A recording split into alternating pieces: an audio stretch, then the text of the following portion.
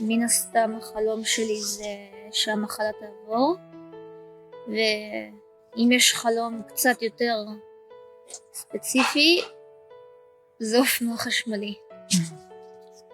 תמשיך לחלום. ואם היה לי קצת עצוב, אולי למדתי מזה משהו חשוב, כי בסוף כשזה נגמר. בפעם הראשונה שגילינו שיש לאיתן סרטן, העולם שלנו נחרב. הרגשנו שהכל נעצר והתחלנו את הכל מההתחלה. ובפעם השנייה היינו צריכים להתמודד מחדש עם עוד הפעם, אנחנו יודעים את התחושות, ידענו לאן אנחנו נכנסים, וזה היה קצת יותר קשוח בפעם השנייה. קצת כמו בוקס בבטן. אבל בסוף כשזה נגמר, יש סיבה לכל דבר, אור גדול מאיר הכל. כשהרופא סיפר לי שחזר לי הסרטן, אז אני ממש הייתי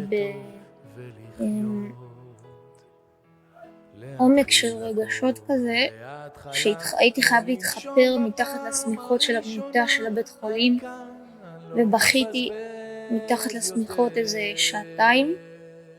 יומיים לפני הבר מצווה גילינו שחזר לו הסרטן, וזה היה מאוד קשה.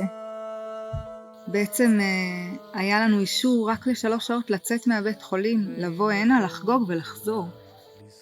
זה היה מטורף, ואנשים פה חיכו איזה 3 שעות עד שנקבל את האישור הזה ועד שאיתן יסיים את הטיפול. חלק בכלל לא ידעו שהוא חלה שוב, אבל שמרנו על אירוע שמח ורקדנו והשתוללנו, והיה מרגש מאוד. בהחלט נתן לנו את הכוח שהיינו צריכים בשביל כל התקופה הזאת.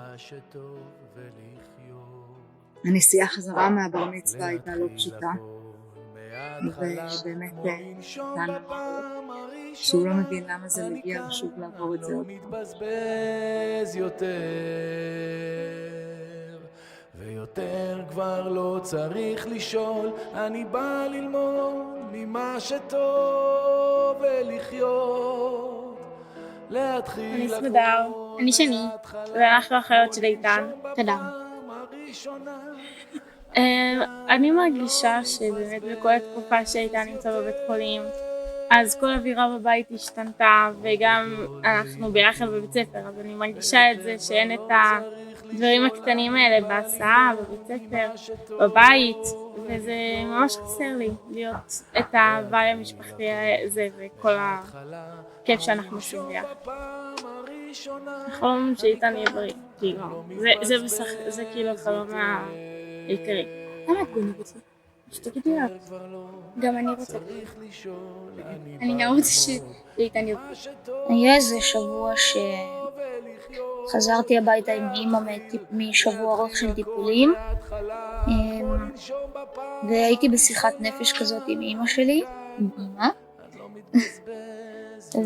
ופשוט אמרתי את יודעת, נועם הוא המייצב נפש שלי, וזה נכון באמת, הוא באמת מייצב לי את רוב התקופה הזאת, ואני מרגיש הרבה יותר טוב איתו. כשהבנו מהרופאים שבעצם אין עוד הרבה דרכי קווי טיפול במצב שהתאים לא מגיבים, שהסרטן לא מגיב, התחלנו לחפש ולבדוק איזה אפשרויות יש, ומצאנו בעצם טיפול ניסיוני בטקסס. הוא הסיכוי היחידי של איתן להגיע לאיזושהי נסיגה ולהיכנס להשתלת מח עצם. אני יודע שאני יכול לנצח את הסרטן, אבל אני רק צריך להגיע לטקסס לעשות את הטיפול. אנחנו צריכים את העזרה שלך. אבל בסוף כשזה נגמר, יש סיבה לכל דבר, אור גדול מאיר הכל, ויותר כבר לא צריך לשאול, אני בא ללמוד ממה שטוב ולחיות.